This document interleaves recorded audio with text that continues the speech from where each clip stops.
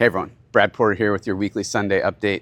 Hey, this past couple weeks I've been thinking a lot about the Industrial Revolution and kind of the transformation that happened in society. Now it's fascinating because I guess Demis Hassabis has also been thinking about this.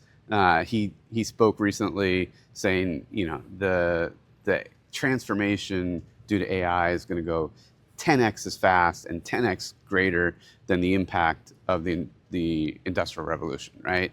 And I've been thinking specifically about the phase of the Industrial Revolution where we got internal combustion engines. The diesel engine, Rudolf Diesel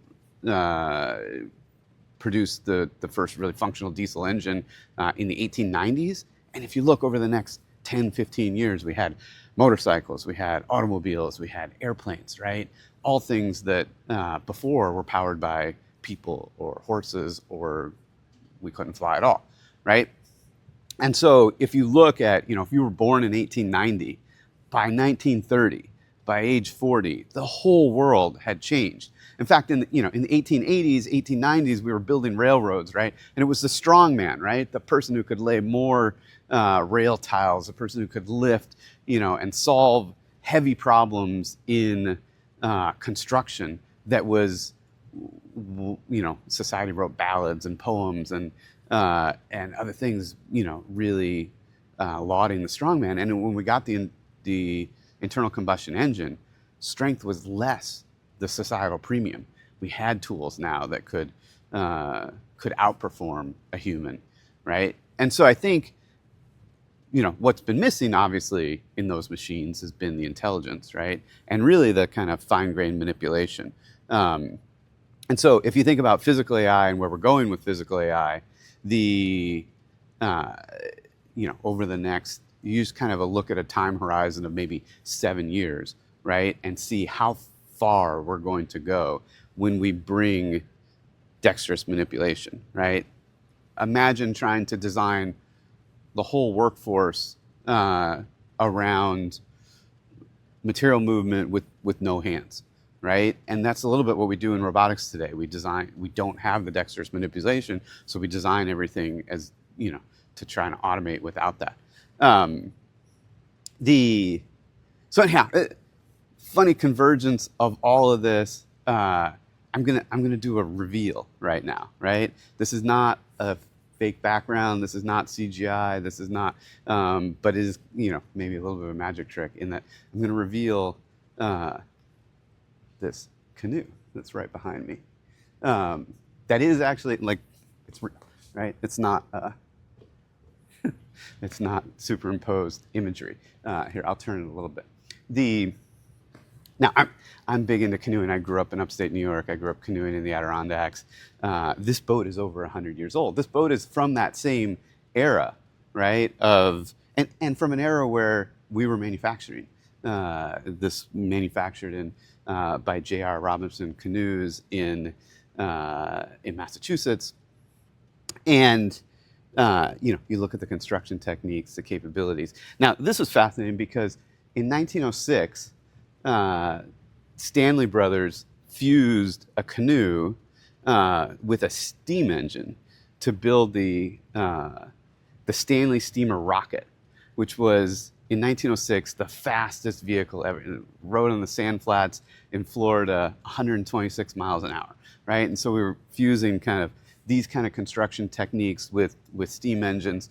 Obviously, over time, the internal combustion engine overtaken that, and we obviously move much faster than 126 miles an hour. But if you think about, how fast society progressed from, canoes are fascinating, right? Canoes were the backbone of logistics for a long time, right? You want to move goods through the colonies. Canoes were a significant way to do that, right? And then we built canals, and then so waterways were. But canoes are also interesting that they're fundamentally collaborative. You kind of need two people to be successful in wrangling this and in moving through these waterways, right? And so it's intrinsically a collaborative exercise. It's also fascinating in that it's very expensive to ship these now, right? It used to be by trains we would move these around, and there were people who were moving very heavy goods around.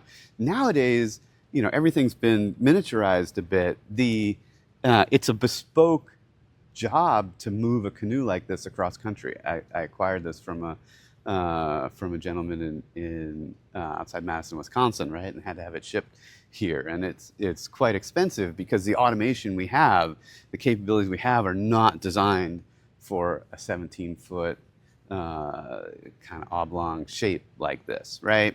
And so, the world changes, society changes. We have these kind of touchstones to the past, and yet, I think the future. I guess so. The other thing. All right. So let's say in a world where strength was no longer as valued, right? Now let's imagine a world where maybe intelligence is less valued, right? What is going to be valuable? And I think there was a fascinating paper by Stanford, Harvard researchers recently that talked about the adaptability of AI agents and really pointed to they lack a certain level of adaptability right now. Now, I think researchers everywhere are working on this. We will get more adaptable AI. But, I think Demis's comment was a little bit that maybe humans aren't adaptable enough to embrace the transformation that's coming. But I don't think there's any real evidence of that. I think humans have shown incredible adaptability and resilience over time in history, and even pandemics, other kind of discontinuous events, right, cause the world to adapt and shift very, very quickly. It's stressful, but we adapt. I think Andrej Karpathy earlier this year also talked about agency, right? This idea of kind of taking initiative and just following through with your own agency as one of the most valuable traits.